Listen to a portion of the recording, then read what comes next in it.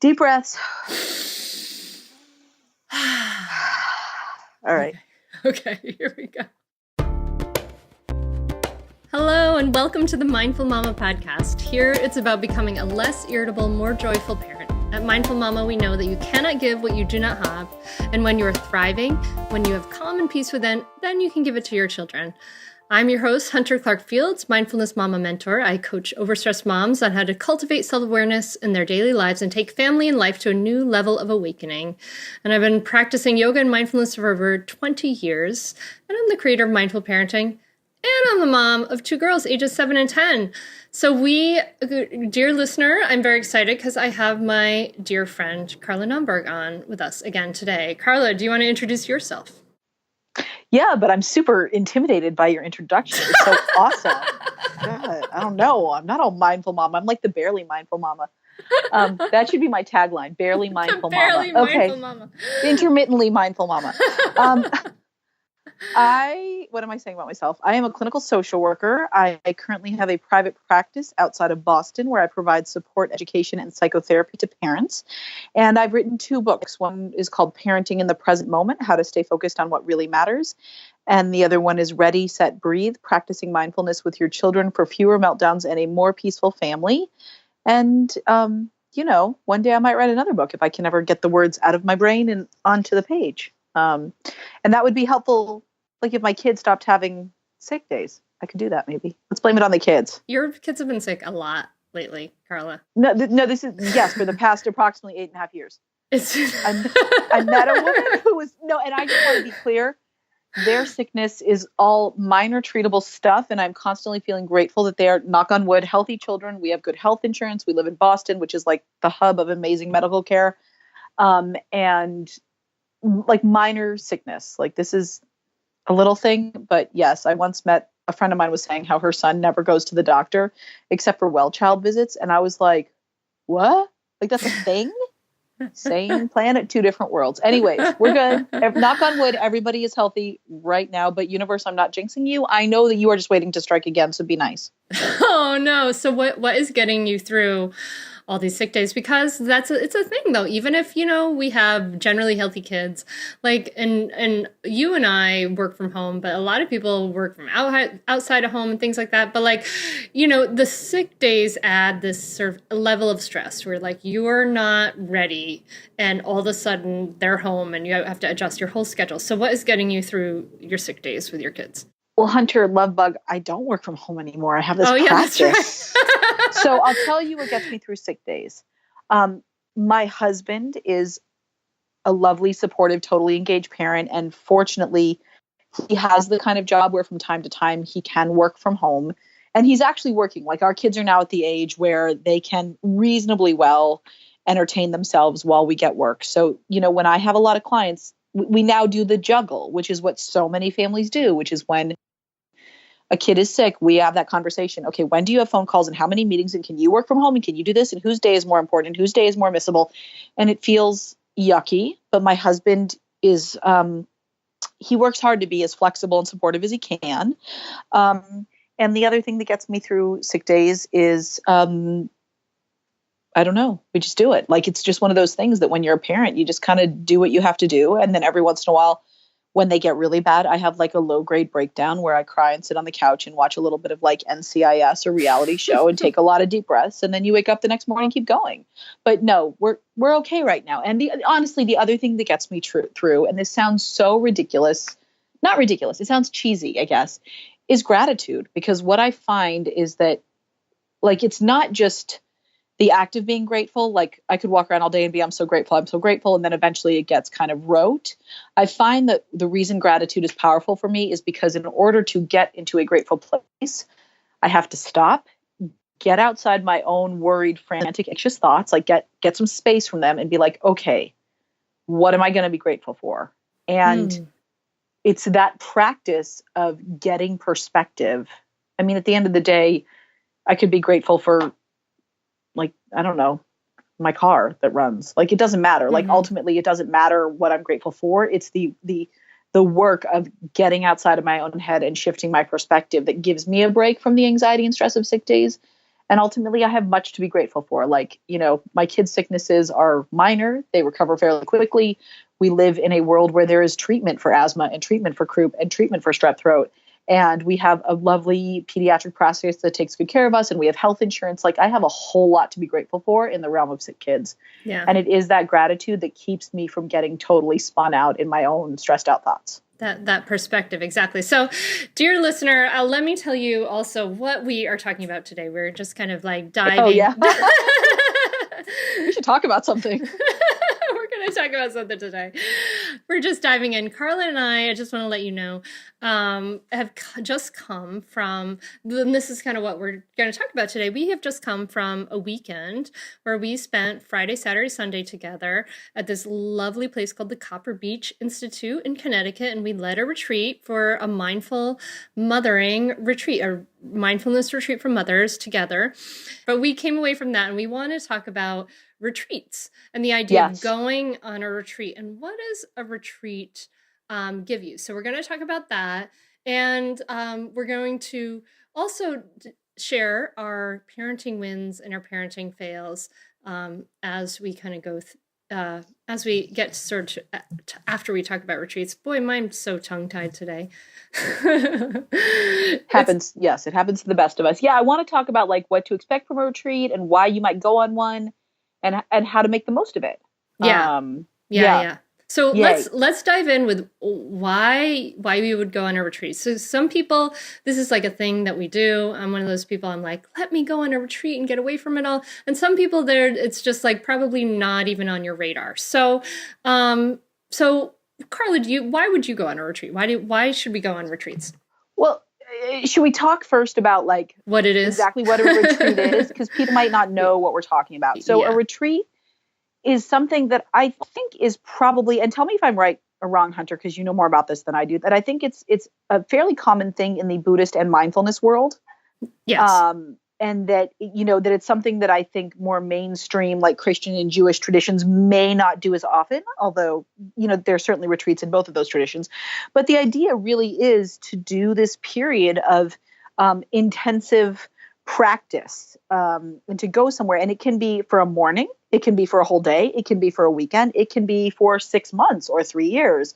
I'm not recommending either of those for our parents, but and the idea is to sort of, it's kind of like doing a boot camp to get in shape, that you're kind of stepping outside of the habits and stressors and sort of typical stuff you're getting caught up in your daily life, and sort of give yourself a whole new context and space to rejuvenate your practice, to learn more about whatever it is you want to practice, to get some support, information, and to kind of really rest and take care of yourself. And so the goal with a retreat ideally is that it's not one of those situations where you go away and then you need several more days to recover, also known as vacation with children. But that really, hopefully, you would go away on retreat and come back feeling rested and rejuvenated and inspired to continue with your practice. So, the retreats, I think we're going to focus on more this time are weekend long retreats, but I have been on 5-day retreats since I became a mother, and sometimes even just a morning or like a 9 to 5 is also a really lovely thing to do. Yeah, actually, I've been on a number of different kind of retreats, and I've been on weekend retreats, and those are really nice. And I've been on day-long retreats where the first day-long retreat I went on in the mindfulness tradition. My husband and I went before we had kids, and like, it was so nice. Like at one point we were all like, there were like 100+ people like lying down in this conference room in Philadelphia. And basically we were all taking a nap because they had taken us through this deep relaxation. And it was so restful. Actually, I think it was when my daughter was really young and we asked his mom to watch her. And we went to this and we were like, oh my God, like it was just so such nice. A beautiful letting go. But I've also done retreats with my kids, and I'll be doing another retreat with my kids. So that's a sort of another thing you can do. But the retreat I've done with my daughters, I went with my daughter and they have specifically in the tradition of mindfulness that I practice in, which is in the tradition of Thich Nhat Hanh, at the monasteries, they have a family retreat. And so they have, which is really cool because you take your kid to this like really peaceful place, and these monks and nuns they love kids because they like never are around kids, and maybe maybe they don't have kids, but of course because they're monks or nuns. But anyway, a lot of them really love the kids, and they take the kids and they have their own kids program. And so then you and your kids are separated, like you're doing your own meditation and mindfulness and mindful walking, and then you eat lunch again with your kids, and then you separate again for the afternoon, and then you eat dinner again, and then you separate for the evening, and then you go to sleep together. And it's very sounds awfully nice, spacious and supportive, and like for me, I think what I get out of a retreat is I really like a good retreat really slows me down. And like going back to what you were saying about your kids, like that perspective, like I slow down, I really, this is what it feels like to slow down. This is what it feels like to relax. And it's such a different feeling from the rest of my life. And I realize how nice it is. And I think, I want more of this in my life. I just can feel the healing from it. And totally. And on those family retreats, it really can bring us together in kind of a neat way. So I don't know, that's kind of a summary of my experience with retreats. But I mean, I don't know, what would you say your experience has been, Carla? So I've done, in the more mindfulness tradition, I've only done retreats on my own. My family and I do stuff that's kind of retreaty like in the Jewish tradition, which generally involves going up to a summer camp situation with like our synagogue or my girls' school, and then basically trying to get my kids involved in some activity so I can stand with my friends and drink coffee and be snarky. And so, but and in that case, what we're practicing is being together in community and hanging out and getting outside and kind of getting out of our normal our normal habits so that we can build relationships and have fun and whatever. But in terms of the mindfulness retreats, I've done a few at Kripalu and at Copper Beach Institute. And the ones I've done have been primarily focused around either things I was interested in. Like I actually took a retreat. I went to a retreat at Kripalu with a woman named Claire Dieter, who wrote a memoir called Poser about sort of her early years as a mother. And I think she's got a new book out now. And so it was like yoga and writing, and she was talking about memoir writing, and that was really great. And what I realized is a retreat is as much or as little as you want it to be. Mm-hmm. And so the model that I have found at many of these retreat centers is that like you show up and then you get the schedule, and some of the things on your schedule are part of the retreat that you signed up for. Like they are the instructional and practice periods that are guided by the retreat leader that you wanted to retreat with. So like, I've been to retreats with Sharon Salzberg, who's one of my favorite mindfulness teachers and writers. And so there are chunks of time where she is the person talking or leading the practice. And then there are optional activities you can go to that may include yoga class, additional meditation classes. Sometimes there's like walking meditation outside. There's sort of various things you can choose. And for me, I always find the balance is kind of figuring out how much I want to do or not do that will really make the retreat as supportive and nourishing as possible. And I do go to all the sessions led by the person I'm there to learn from. And then it's really a mix for me about whether or not I go to the additional yoga class or go outside for a walk, or whether I go to the additional meditation session or go to my bed and fall asleep. But one of the things I try really hard not to do is fall back into my time wasting habits that I can fill time with at home so easily, like scrolling through Facebook or, kind of just spacing out online or spacing out into a book that's perhaps not is like nourishing. Like sometimes I just read crap and it's fun to read crap, but like when I'm on, it doesn't necessarily nourish me. It just distracts me. So when I'm on retreat, I do try to be intentional. Like I have this chunk of time. How can I use it to support the habits that I want to develop and also to take care of myself and de-stress and relax and be more present? And so sometimes I notice that what I really want is to be around other people and to be moving my body. And then I'll go to a yoga class. And sometimes I'm like, too much sensory input. And then I kind of retreat to my room and sleep or meditate or go for a quiet walk outside. And I think that's beautiful. I mean, you're saying like, and what you're saying is like, it's a time to actually like turn off your to-dos, a time to like completely get rid of the to-do list, completely get rid of, responsibilities, maybe like washing the dishes and preparing meals and getting people to places and having to do all these different things, and be more intuitive about this is what I need right now. This is what I'm feeling like, and just really tune into that sense of what am I needing, what feels good, what feels healing, what feels nourishing.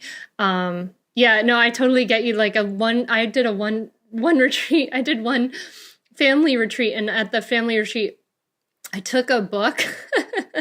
I was thinking about your post with trashy books, because actually I've read a couple and I really enjoyed that post, by the way. But anyway, I took this book on family retreat. And I should explain that post in a minute. Let's all explain that post. We have to divert to that. But anyway, and I took this book on family retreat. It was totally like a complete escapist book. So I don't know if you, on your post, someone mentioned this whole series, the Outlander series. And I was like reading this Outlander series. And I remember like I was on a sunny hill and people were like quietly doing stuff around me. My girls were playing at the playground and it was this rest time. And I was like reading about this like battle that was happening, and it was like so completely, like it didn't make any sense that I was reading this thing there. So I might be a little more intentional about the books I bring this time. I think that's a good idea. I mean, I think if it's a book that's calming you down and helping you feel more like grounded and centered and happy about the world. But if it's like dystopian fiction and, oh God, we're all going to die in a fiery death in 50 years, probably not so helpful. Yeah. But I do think like the reason books are a thing for me is I'm on retreat. I'm trying to think about how can I support my brain and my mind in sort of being in a helpful place, because the one thing you don't want to do on retreat is spend the whole time stressing out. Like, like worrying about what's going on at home, worrying about your kids, worrying about your job, worrying about the mortgage or the rent or whatever. Because, dude, you could do that at home. Like, just sit home and do that and save yourself the money in the shut thing. But, in retreat, you are in this environment where you'll notice that when you go to a retreat space, like they tend to be sparsely decorated and they tend to be in a beautiful outdoor environment, and they don't have like piles of Legos and dirty diapers and old wires and bills you haven't paid like laying around. You don't actually find that on retreat, which is great. And so they're trying to create a physical space and this period of time when you have a lot of very concrete support in practicing mindfulness.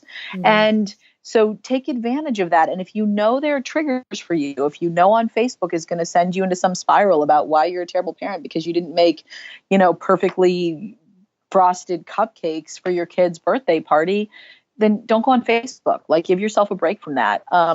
And so I do think that it's a balance, though, because you want to show up for stuff, because there is learning to be done on retreat. And every time I go, I learn something new about myself. I learn something new about how to integrate mindfulness into my life. This is one of the main ways that I try to support my mindfulness practice. I read about mindfulness. I listen to podcasts. I make podcasts, apparently. But it's hard and I need a lot of support. And retreat is a fundamental way to get support for your mindfulness practice. I would say as far as like you're mentioning, we're kind of like morphing towards into like kind of tips for getting things out of it. And I would really say like, actually, if you're able to in any way, like completely turning off your phone and leaving it like in your room is a great idea. Like, don't bring your computer if you can, we, as presenters we did, and it was a different experience, but like as a participant, it really does feel good to just actually take a retreat, take a detox from the technology, because it's such a huge, pervasive part of our lives. Our phones are always with us. We're always checking them. Right. In our house, we do a screen-free Sunday to kind of help us detox from that sort of weekly. But imagine what that might feel to take a week-long break. That might feel really, really nice. Yeah, actually, I've done some artist retreats too. Now that I think about it, That's awesome. I did a month-long artist retreat up in Vermont, and I did a 2-week one, and it is sometimes it is easier. I have to say, thinking about that 2-week retreat I went on was when my first daughter was 2.5 years old. And then my mom came down to stay with my husband, and so there was extra support there. But it was interesting because it was easier. And sometimes it's hard, when the kids are little and stuff, to kind of just take a full break. But you have to know yourself. But I'd have to say, at least for me, it was easier when I completely just focused in on where I was, rather than there were a few times I did FaceTime, and then I was a complete mess. I was just I was like her little voice on the little Skype, and I was I just was bawling, and I was of course pregnant then with my next child, so it was I was a mess. But then I got a lot out of it when I was just completely immersed in the experience, and I think that the more you can really practice to just let go and trust, and then immerse yourself in where you are and what the growth and whatever that you're going to take away from this, just the rest. I think that's great. Right. And I think figuring out what is going to work for you and your family now, and that's going to be different from what's going to work from you from what is going to work for you in another year or two. So if you can't do an extended retreat right now, that's okay. Find a 1-day retreat. Can you do that? Can you do a few hours? And I love what you said about sort of just being there, because I know that even for my daughters, when we were away this weekend, Hunter, I did call home and I would say to my husband, does it make sense for me to talk to the girls, or do you think it'd be too disruptive for them? And I think we weren't gone away for so long. It was just Friday to Sunday. So I wasn't so upset by it. But, on Saturday, in the morning, he said, you know what, we're in a good flow and I don't really want to disrupt it with a phone call. And so I didn't talk to them, and that was fun. I totally got that. And then by the evening, they wanted to talk to me, and that was good. But the one thing I will say about putting technology away is that I know for many parents, especially on your first retreat, it might feel really hard to be disconnected from your kids. So you don't have to do that completely, but just be sort of mindful, because the whole point is to break the old habit cycles. And so can you turn your phone on do not disturb, but set your family in your favorites list so their phone calls will come through? Or can you just check your phone in the morning and in the evening to make sure? Or can you just give your family the phone number for the retreat center so they don't even have to call your cell phone, but if there's a problem, they can call the retreat center? But finding some ways so that you don't feel this compulsive need to pick up and scroll through whatever's happening. And then you're right, Hunter. I mean, as with all mindfulness practice, we are going to get the most out of it when you are there, and different retreats call on us to be there differently. And so one thing I want to touch on is the question of silent retreats, because I think when a lot of people hear about a meditation retreat, they might assume it's a silent retreat. So I'd like to clarify what that means. So in a silent retreat, the idea is that you're holding something called noble silence. And that means that you aren't talking unless there is some very specific issue, like there's a fire in my room and I need your help putting the fire out. Which you would say in that voice too. Excuse me, there's a fire in my room. Oh, when I'm on retreat, I am so no, I'm not. I'm freaking out in my head. But no, but there is certainly an allowance for necessary talking. But the idea is that we're not filling the time and space with chatter. And you will know if it's a silent retreat because you will be signing up for a silent retreat. And if it doesn't say silent retreat, if it says mindful moms retreat, then yeah, there was a whole lot of talking going on for our retreat. And that was great. So I don't want anybody to think that all retreats are silent. Many retreat centers do have a period of silence in the morning during breakfast so that you can really sort of mindfully eat your breakfast and then you sort of resume normal chatter.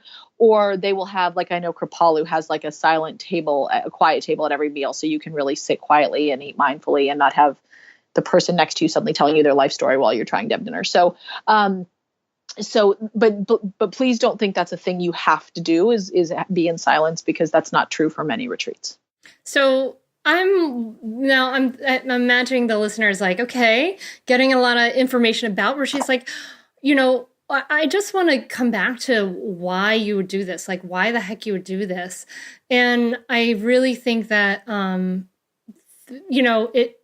It's interesting because I was asking my husband too. I said, "Oh, what do you think about just being like with the kids and having everything for the weekend?" He's like, "Well, it was like no sweat off my back, and if you were coming back feeling better and more enlightened and peaceful," is I think what he said, then I think it's great. He's really supportive of it. But I think one of the reasons to go on a retreat is really coming back to what you were saying about that perspective, getting that perspective on where you are as a person, understanding yourself and growing your self-awareness even more. Because, I mean, really, ultimately, it's, the work of parenting is work with ourselves. And the more peaceful we are, the more grounded we are, then we give that to our children, and we give that to all the different parts of our lives. And I think the retreats, having that time to really step back and to pause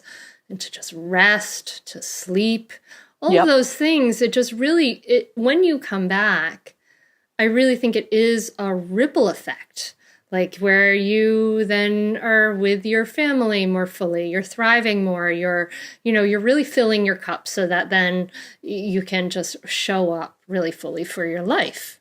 No, totally. I think there's a few different reasons to go on retreat. And then there's one added benefit, or at least like really beneficial side effect that happens for our family. So one reason is exactly what you're talking about, Hunter, that fundamental need of mothers everywhere to get space from their children. We all need it. We are better mothers when we get a little space. And so, and also sort of the self-care that happens. It's not like we're taking space and then we're going to work. That's not the kind of space I'm talking about. It's the kind of space where you can really nourish yourself. So the self-care piece, and the way it does make us more present, patient, connected parents is really important. The next piece is to learn something from somebody. Like if you go on a retreat with Sharon Salzberg, she's got one coming up at Copper Beach. You're going to learn more about loving kindness and that practice and how to do it and how you can benefit from it. And if you go on an artist retreat or a writing retreat or a yoga retreat, you're going to learn something. And so I think that's definitely a benefit. And then just the support in your mindfulness practice, through practicing meditation, through learning about meditation, through being around other people and making connections, which isn't something we've talked about yet, but the awesomeness of the people you meet on retreat. It's so fun. And I have, there was a retreat I went on in Kripalu years ago, and I'm still connected on Facebook to some of these women. In all honesty, I will probably never see them in person again, it bums me out, but it's okay. But I'm so happy to have them in my sphere of people in the world that I'm connected to, and they post stuff about mindfulness on Facebook, and it makes me happy. So that's another reason. Can I jump in on that? Yes, because I really think please. I forgot about that. And I think that's something like we go to a retreat and we want to learn something and things like that. But really, I think a lot of what we get, we think we come for this sort of knowledge, right, that we're going to get. But really, we get this sense of one of the things that we don't really maybe go for explicitly that we really get is that sense of belonging. Like you're connection in a tribe, you're connected, you're in this circle, you belong. And I think that's so, so powerful. And we don't realize it. We don't even factor it in almost. Yeah. And I think sometimes the connection is like, he's just another human being and we're connecting with them. And sometimes it's like you have this shared interest that brought you to the retreat center. And sometimes it's like you are both in the same crazy, chaotic mess. Mm-hmm. Like I'm not the only person who needed to go figure out how to calm my crazy brain down because I'm losing my mind with my kids.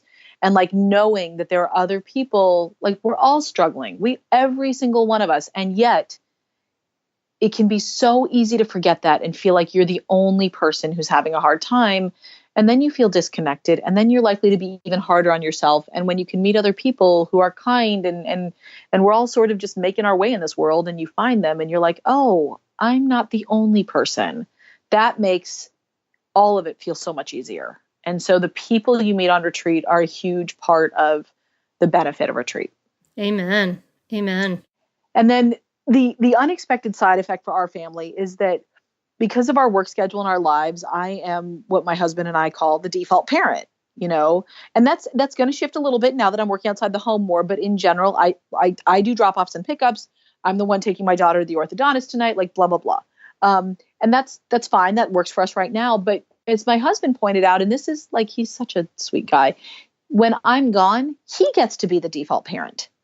And he loves it and he's great at it. And the girls love it and they feel more connected to him.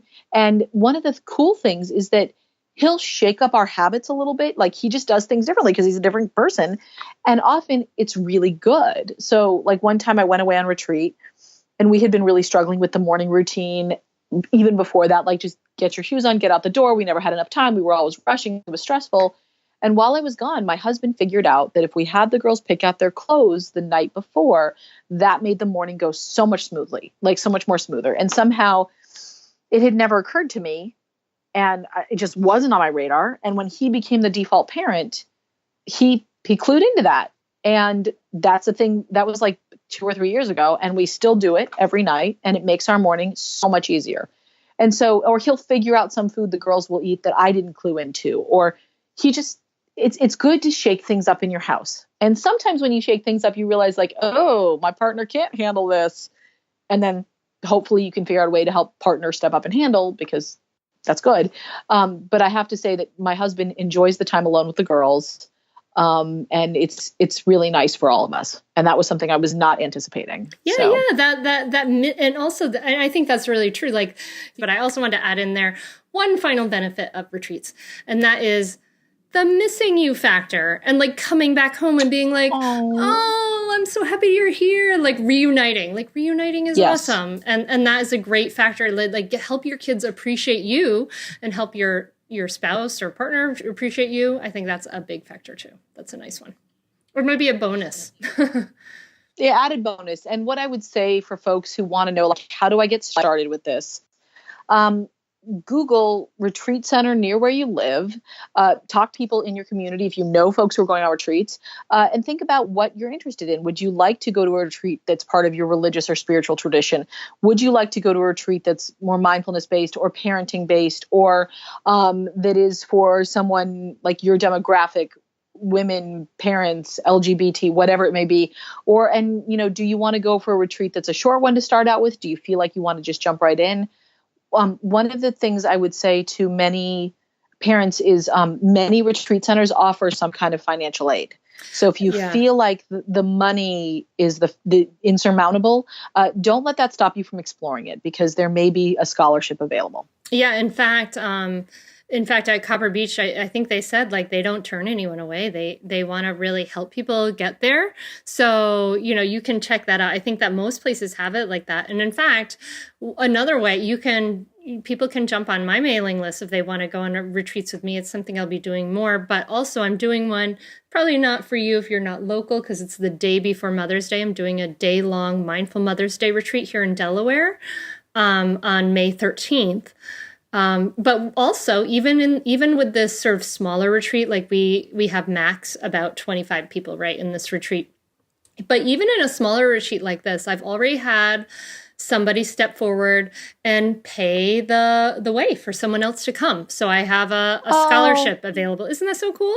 Right? That's so beautiful. So I have a full scholarship available for someone who wants to come to this day-long retreat and needs a break. And it feels like, that knows that finances are something that would sort of hold you back, but absolutely go check out the different places and you ask the people who are running it, and you may find out like that there are these retreats and or scholarships and ways to do it.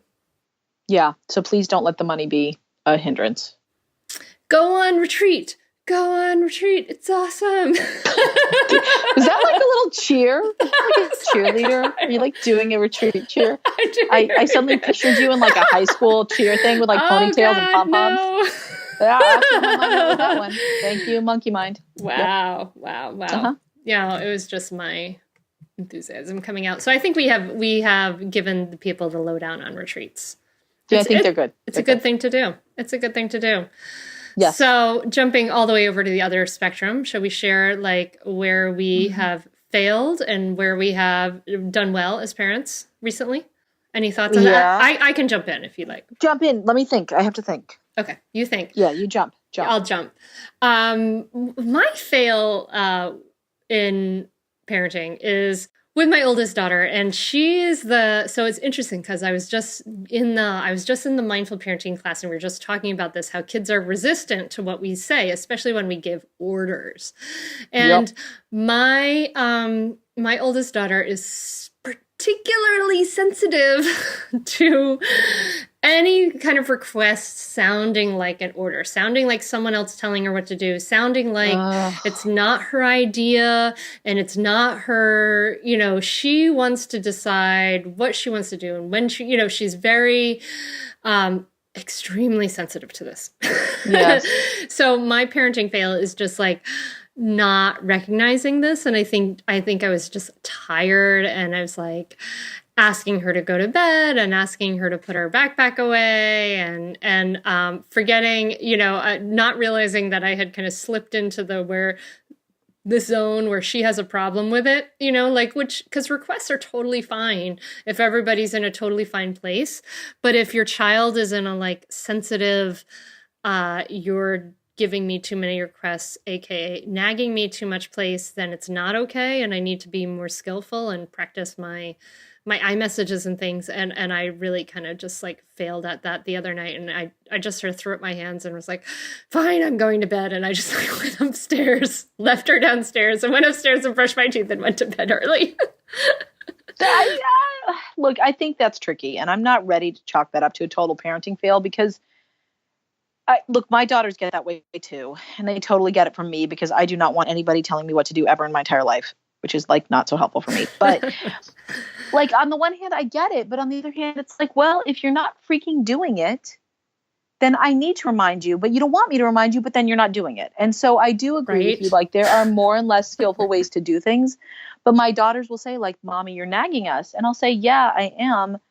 And I don't want to nag you, but this stuff needs to get done and I can't do it all myself. And so I'm not sure, I don't know, if you had locked her in the closet, maybe that would have been the parenting fail here, but I don't think this is the worst parenting fail. So good.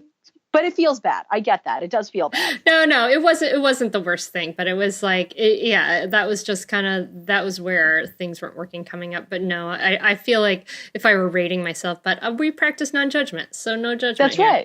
That's right. But if you lock her in the closet, I might judge you for that. I might. I haven't decided. I might judge it to be very skillful parenting. I don't know.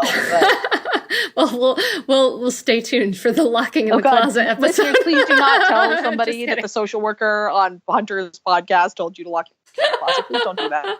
Oh God, I'm about to get sued. Okay, it's fine. It's all gonna be fine. Breathe. Okay, let's have a win. Go. Let's hear your win. Oh gosh. Okay, let me see. I don't know. My win, and I think this is a win I think I'm pretty good at, on a regular basis, is one of my favorite parts of my day is I walk up to the bus stop and get the girls from the bus. And when I see the girls, I say to them, the thing I say to them that I feel really good about is just, I'm so glad to see you. Oh, that makes me happy. I'm so glad to see you. And I just want to be really plain about that. I'm really happy to see you. I'm really glad you're here. Not hi, how are you? Just I'm glad to see you, and that's all there is to it. And I feel like that's a win for me on a really regular basis, that I just tell them I'm happy to see them. And I think that's all they, I don't pepper them with questions right away. I don't, whatever, but we connect and I say, I'm glad to see them. That's a total parenting win. That is a win. All right. So here's my fail and win. And look, my fail is I don't like this phrase, but I don't have a better one, so I'm going to say it. It's a first world problem fail, but whatever it is. So I did not do a good job of considering my schedule when I was booking my speaking gigs this spring. And somehow I managed to basically book all of them between last Wednesday. So today we're recording this on a Wednesday. So I booked basically all of them between last Wednesday and yesterday. So I had a thing on Thursday, and then we were gone all weekend. No, I had a thing last Tuesday, last Thursday, we're gone all weekend. And then I had gigs last night and the night before. And so I'm done. I'm toast. I'm exhausted. And I have had essentially nothing for my daughters. And so basically and I haven't been sleeping well, which is, we should do a thing on sleep. Let's remember to do a podcast on sleep. I have been just exhausted. And so the way I've been coping with this, which isn't the worst, but basically every time we're together, I've been saying to them, guys, mommy's really tired. I don't have a lot of energy for conversation or a lot of extra talk, and I really need you guys to be my helpers. And like, I think that's actually skillful parenting, like to say that, to be transparent about what I'm feeling and tell my kids. The problem is when you do it to your kids basically every night for a week straight, it doesn't feel good. And the reason I say that this is like a first world parenting problem is I recognize there are many mothers that is their reality every single day. Mm-hmm. And so I just want to say to you moms, like, good job for hanging in there. This is not easy. And I'm fried between like working all day and giving these talks at night. That in between, when I see the girls, we've been doing a lot more TV than I like. And I essentially have nothing for them, which feels bad, but I don't have any more speaking gigs for a while. So I'm ready to like get in my groove again. Get some sleep. Yeah. Sleep's big. The win is, so yesterday, my younger daughter, I think she pulled one over on me, although I'm not sure. But she woke up in the morning and was a mess and was crying and was like, I don't want to go to school. And she loves school, so this was weird. But she didn't have a fever. She had like 0 symptoms. And I was like, I don't know what to do. I have a kid. Like, I have a job. I have this client. I really didn't know how to handle it. I didn't want to cancel my client, but I really felt like she was not well. And so I gave her the litmus test. I said, look, Rose, you can stay home today, but there's no screens. That's because the test that we do too. Yeah, sometimes it really is a ploy to stay home and watch a movie or something. And look, when my kids are legit sick, I totally let them veg out. Oh, yeah. I do, like screen time. But when they're like on the edge, like often they will say, no, that's okay. I want to go to school. Well, she called my bluff yesterday and she stayed home. And I was like, oh, now I can't have any screens. And we made it through the day and I got some work done and there wasn't a lot of conflict. And there were a few times when she was having a hard time figuring out what to do with herself because she wasn't so sick that she wanted to lay around on the couch. And so I helped her come up with ideas. And basically she spent the whole day, oh God, staring at the most body modifications page in the Guinness Book of World Records. So she was like staring at these pictures of people who have tattooed their entire body.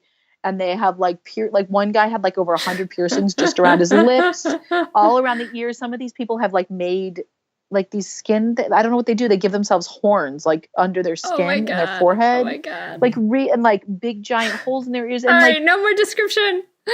I know, not to be too. And we talked a lot about body modification. Who does this? Why do they do it? And I'm not sure this was better content for her to be consuming than like Dora the Explorer or something. But I kept her off the screens. So I'm going to say that having my kid home with me all day, being able to get work done and keeping her off a screen with a minimal amount of content was a win. Although now she's like kind of obsessed with tattoos and piercings. So I'm not sure that went where I wanted it to go. You may regret this years from now. Can't we look at the picture of the world's tiniest kitten? And she's like, no, go back to the tattoo page. And I was like, oh my gosh, what am I doing? So I am going to call that a win though. Okay. All right, cool. Well, folks, thank you so much on that beautiful note for listening. If you are listening to this in real time, meaning that it is April in 2017, you can go to hunteryoga.com/Mother's Day for that retreat, if that's what you're interested in, or check out other events there on the events page. And you can find Carla at carlanomberg.com. And we want to just thank you so much for listening. Yep. And if you have questions, of course, email me at hunter@hunteryoga.com. You can find show notes at mindfulmamapodcast.com. And thank you to William Fields for the music. If you want to be so kind, dear listener, to give us a review on iTunes, we will sing your praises. And we wish you a beautiful week. Namaste. Stay mindful, everyone. Stay intermittently mindful. You can do it. You can do it. Yay. Okay.